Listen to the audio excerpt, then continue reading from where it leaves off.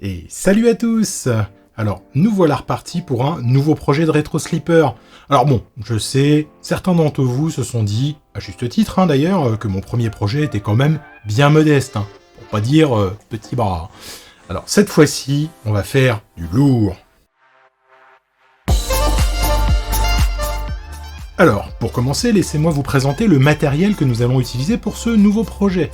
Le contenant, pour commencer, j'ai choisi d'opter pour un boîtier Aero-Cool Shard, et ce pour 3 raisons.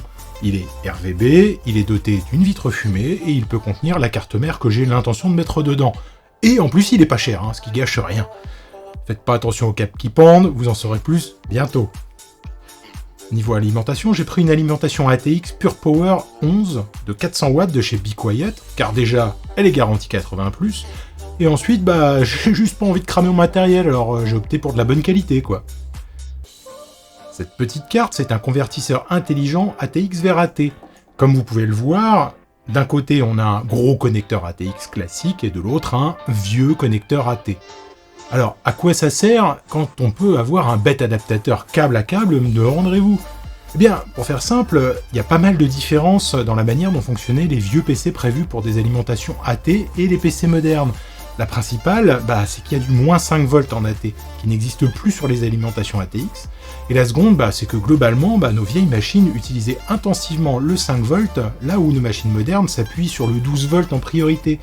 Cette carte a été conçue par une célébrité française, Samuel Demeuil-Mester, alias Dr Aboul, l'ancien rédacteur-chef de Canard PC Hardware. Il l'a conçue après avoir cramé une carte mère rare à cause d'une alimentation ATX. Du coup, il a ajouté pas mal de sécurité. Il en a aussi profité pour ajouter ce qui manquait pour que tout ce petit monde fonctionne en parfaite harmonie. Le moins 5 volts, suivez un petit peu. Le projet étant open source, je vous mets un lien en description de la vidéo. Niveau carte mère, j'ai décidé d'opter pour une carte mère en Baby AT, histoire d'être certain de pouvoir l'utiliser dans le boîtier que j'ai choisi. Il s'agit d'une carte FIC 486-VC-H, probablement de 1992.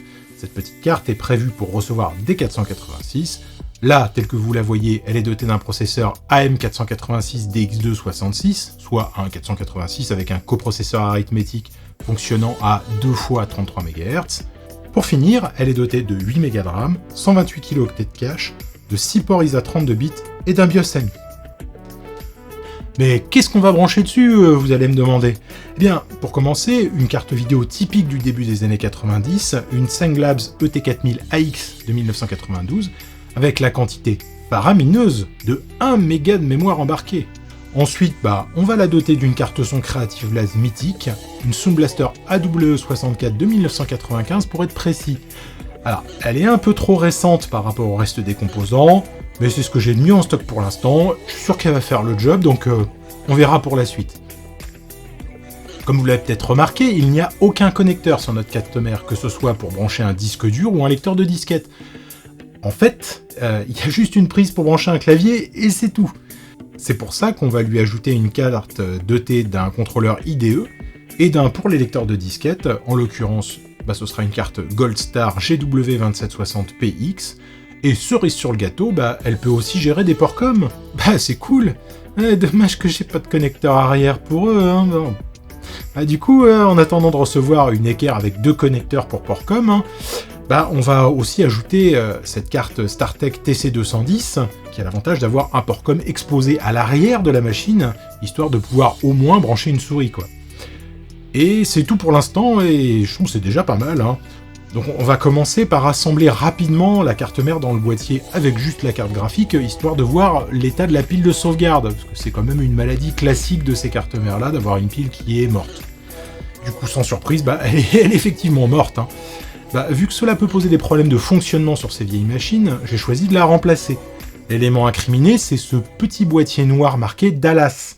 Là où ça se corse, c'est que dans ce petit boîtier, on trouve la pile de sauvegarde au lithium, mais aussi la mémoire du BIOS et l'horloge temps réel. C'est elle qui permet entre autres de maintenir le PC à l'heure même lorsqu'il est éteint. Il existe des manipulations pour shunter les batteries de ces boîtiers Dallas, mais j'ai préféré pour ma part le remplacer. Déjà parce que j'en ai trouvé un, et de plus parce que cette modification est assez difficile à faire, un lien en description pour les curieux. Pour ma part, donc, j'ai opté pour la tresse à dessouder pour retirer ce composant, mais ça fonctionne aussi très bien avec une pompe à dessouder, il n'y a pas de raison. Hein. Je vous le mets en accéléré parce que j'ai quand même pas mal galéré, quoi.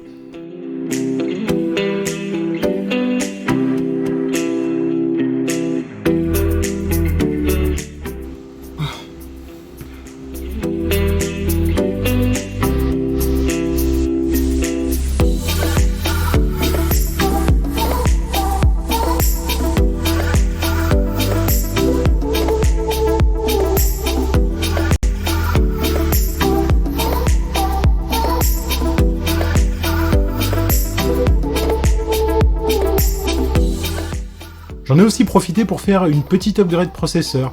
En effet, à l'origine, la carte était dotée d'un 486 SX à 25 MHz. J'avais un DX2 à 66 MHz sous le coude, donc pourquoi se priver, hein?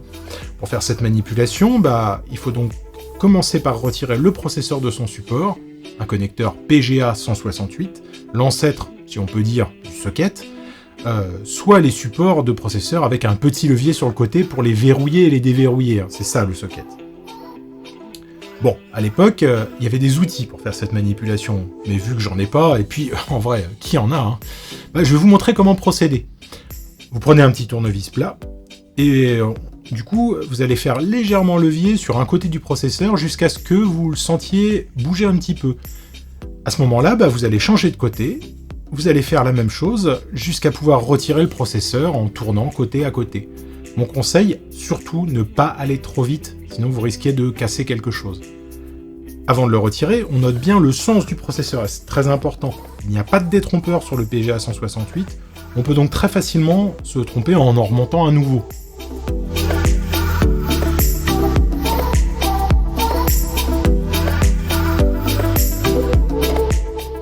Et voilà qui est fait. Maintenant on va se pencher sur le quartz, qui va définir la fréquence de fonctionnement de la carte mère et du processeur. Celui sur la carte mère est à 50 MHz, beaucoup trop pour mon DX266. On fera de l'overclocking plus tard, hein. Chaque chose en son temps. Alors, qu'est-ce que j'ai dans ma petite collection ? 32 MHz ? Bon, c'est pas 33, mais bon, on va faire avec. Hein. On va donc couper le petit collier, retirer délicatement l'ancien quartz, mettre le nouveau,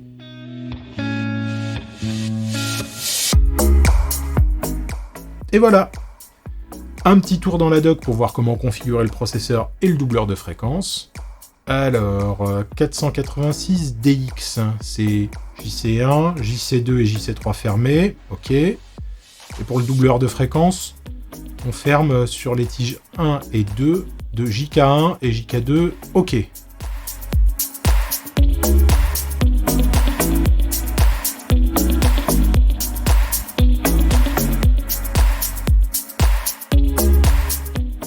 Allez, on remonte la carte dans le boîtier pour voir ce que ça donne, et bingo, ça fonctionne! Et voilà, c'est tout pour aujourd'hui. À très bientôt pour un prochain épisode. Salut!